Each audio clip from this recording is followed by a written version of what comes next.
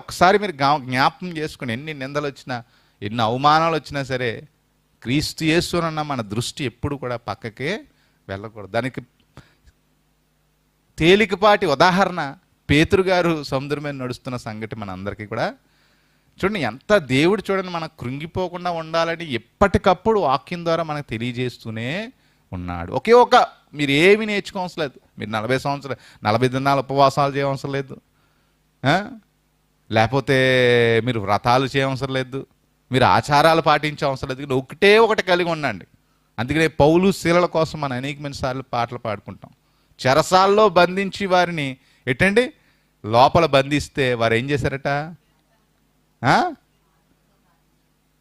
పాటలతో ప్రార్థిస్తే ఏమైపోయిందట? చెరసాల్లో ఎరుకో గోడ సంగతి మన అందరికీ తెలుసు.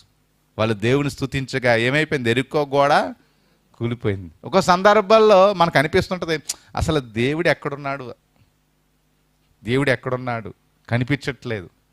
ఒక విషయం తెలుసా, ఎప్పుడు దేవుడు మన పక్కనే ఉంటాడు.